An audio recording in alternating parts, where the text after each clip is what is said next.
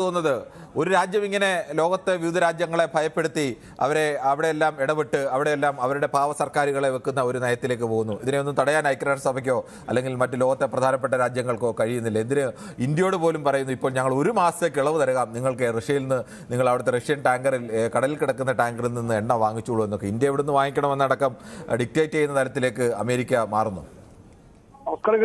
നമസ്കാരമുണ്ട്. നമ്മള് ട്രംപ് ഞാൻ ഇന്നലെ പറഞ്ഞ പോലെ ലോകത്തിന്റെ അധിപനാണ്. അദ്ദേഹത്തിന്റെ മോഹം മോനെ ദിനാശാസ ഒരു ഡയലോഗ് നമ്മളെ മോഹൻലാലുണ്ട്. അതേപോലെ ബഹുമാനപ്പെട്ട അമേരിക്ക US പാർലമെന്ററി പറയണം, ലോകത്തുള്ള എല്ലാ ആണവായുധങ്ങളും നഷ്ടപ്പെടുത്തണം, എല്ലാം ഇല്ലാതാക്കണം എന്ന് ഐക്യരാഷ്ട്രസഭ കൂടിയിരുന്ന് ആലോചിച്ചിട്ട് എല്ലാരും പറഞ്ഞ് സമ്മതിക്കുന്ന രാജ്യങ്ങൾക്ക് അതിനെ നശിപ്പിച്ചതിന് ശേഷം ഇല്ലാത്ത രാജ്യങ്ങൾക്ക് വേണ്ടി രാജ്യം ഒറ്റക്കെടുത്ത് പൊരുതാം. അണുബോംബ് നമുക്ക് ഭീഷണി തന്നെയാണ്, അത് ഒരിക്കലും മറക്കാവൂല. പിന്നെ ട്രംപ് ഒരിക്കലും ഉപദ്രവിക്കുമെന്ന് പറഞ്ഞു. പക്ഷെ ഇതോടുകൂടി ബഹുമാനപ്പെട്ട അമേരിക്കൻ പ്രസിഡന്റ് ട്രംപ് മനസ്സിലാക്കുന്നത്, ഇതോടുകൂടി ഇറാഖിനെ ആകാശം വഴി ആക്രമിച്ച് ഒന്നെത്തൂല, നശിച്ചാൽ പോലും കരമാർക്കം അടിച്ചു നോക്കണം. ബഹുമാനപ്പെട്ട അമേരിക്ക കൊറിയ തൊട്ട് നോക്കണം, ഒരു മിസൈൽ വിട്ട് നോക്കണം.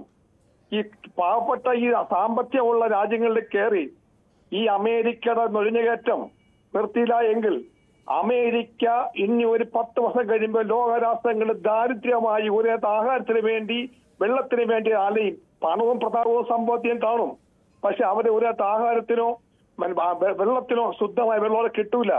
ലോകത്ത് ആദ്യമായിട്ട് ദുഷ്ടത്തരം കാണിച്ച രാജ്യമാണ് അമേരിക്ക. ജപ്പാനിൽ കൊണ്ട് ആറ്റം ബോംബ് അണുബോംബിട്ടത്. അത് ഈ പ്രശ്നം കേൾക്കണം. ഇന്നലെ എന്നെപ്പറ്റി ബഹുമാനപ്പെട്ട സുഹൃത്ത് പറഞ്ഞു, ഇത്രയും കാലം വർഷമായിട്ട് ഞാൻ തെറ്റ് സംസാരിച്ചാൽ പൊതുവേദി മനുസാറും കിരനും പ്രതികരിക്കും, അത് തെറ്റ് തിരുത്തും, അത് കറക്റ്റാ പറഞ്ഞു തരും. അല്ലാതെ ഞാൻ അത് കേൾക്കും, അത് അംഗീകരിക്കും, കളയണ്ട കളയും. പക്ഷെ ഒരു പൊതുവേദി കൊണ്ട് പറയുന്നത് എനിക്ക് സന്തോഷമുള്ളൂ. ആ സൗകര്യം മനസ്സിലാക്കണം. ഞാൻ കറങ്ങിയ രാജ്യം അത്രയും കറങ്ങിയിരിക്കില്ല. ലോകരാജ്യങ്ങൾ കടന്ന് പയറ്റുമ്പോൾ, സൗദിയെ കടന്ന് ഇറാൻ അടിക്കുമ്പോൾ, അന്ന് ഇന്ത്യയും ചൈനയും റഷ്യയും ഒഴിച്ച് ലോകരാഷ്ട്രങ്ങൾ ഒറ്റക്കെട്ടായിട്ട് അടിക്കുമ്പോൾ ഞാൻ അവിടുന്ന് 5 വർഷം, അവിടുന്ന് 3 വർഷം കഴിഞ്ഞപ്പോ 2 വർഷമായി അടി തുടങ്ങി. 5 വർഷം കിടന്ന 2 വർഷം അടി തുടങ്ങി ഞാൻ കടന്നവനാണ്. എനിക്ക് പേടിയില്ല. ചരിത്രം മനസ്സിലാക്കണം. ഞാൻ പൊളിറ്റ് എഞ്ചിനീയർ അല്ല, ഞാൻ വിജിലൻസ് എഞ്ചിനീയർ അല്ല, ഞാൻ സയൻസ് എഞ്ചിനീയർ അല്ല, ഞാൻ കൂലിപ്പണിക്കാർ കാർപ്പൻ്ററാണ്. പക്ഷെ മനുഷ്യന്റെ മനസ്സാക്ഷി തൊട്ട കാര്യങ്ങളെ ഞാൻ പറയൂ, അതേ ഞാൻ പൊതുവേദി കൂടെ പറയുള്ളൂ. കാരണം ഒരു സാധാരണക്കാരെ പറയുന്ന വാക്കുകൾ പൊതുവേദി കൂടെ എടുത്തിട്ട് വലിയ ഉന്നതന്മാരും സംസാരിക്കാത്ത കാര്യങ്ങൾ പൊതുവേദി ആൾക്കാർ പറയുന്നത്.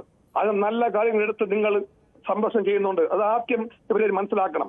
പിന്നെ അമേരിക്കയുടെ കഷ്ടകാലം, അവരിക്കും പണവും പ്രദവും വീണ്ടും പറയുന്നുണ്ടെങ്കിലും അവർ കഷ്ടകാലം. പിന്നെ ഒരു കാര്യം കൂടി പറയാൻ, ഇതെല്ലാവരും കേൾക്കണം, ആരും വെറുക്കരുത്. മാർപ്പാപ്പ, ഇന്ത്യയുടെ മാർപ്പാപ്പ ഉണ്ട്. നമുക്ക് ഇതുവരിക്കും ഇതിനെപ്പറ്റി അദ്ദേഹം എന്തെങ്കിലും വാക്ക് പറഞ്ഞോ?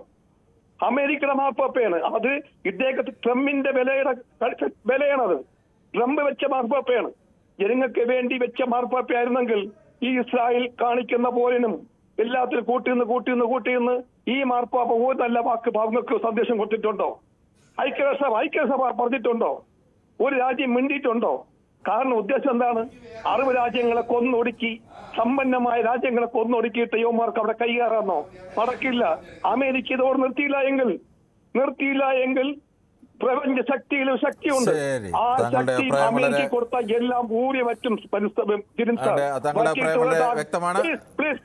സമയം അടുത്ത പ്രശ്നത്തിലേക്ക് പോകണം. അതുകൊണ്ടാണ് താങ്കൾ പറഞ്ഞ മറുപടി പ്രതികരിക്കട്ടെ.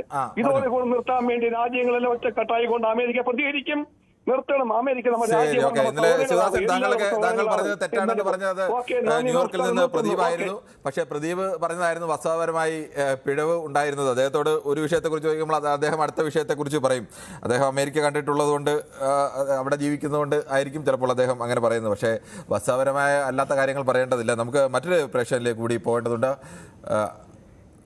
ഡേവിഡ് വിജയ് ആണ് പള്ളുരുത്തിയിൽ നിന്നും. ശ്രീ ഡേവിഡ് വിജയ്, താങ്കൾക്ക് എന്ത് തോന്നുന്നു? യഥാർത്ഥത്തിൽ അമേരിക് ഒരു ഇറാനിൽ ഇങ്ങനെ യുദ്ധം തുടങ്ങിയിട്ട് അത് അവിടെ ഏതെങ്കിലും തരത്തിൽ ഇപ്പോഴും അവസാനിച്ചിട്ടില്ല. ഇറാൻ കീഴടങ്ങിയിട്ട് ഒന്നുമില്ല. ഇറാന്റെ പക്കൽ ഇപ്പോഴും അളവറ്റ ആയുധങ്ങളുണ്ട്.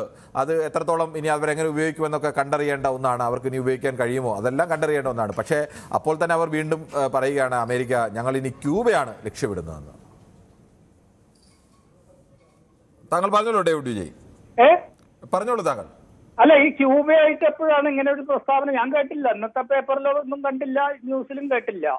ഇന്ന് പ്രധാനപ്പെട്ട ന്യൂസ് ചാനലുകളിലെല്ലാം താങ്കൾക്ക് ഇന്റർനാഷണൽ ന്യൂസ് അതാണ് രാത്രിയാകുമ്പോൾ ഞാൻ ഇംഗ്ലീഷ് ന്യൂസ് ഓൺ ചെയ്യാറുള്ളൂ. ഓക്കെ, ഇന്റർനാഷണൽ ന്യൂസ് ഏജൻസികൾ മുതൽ മാധ്യമങ്ങൾ വരെ പറഞ്ഞിട്ടുണ്ട്.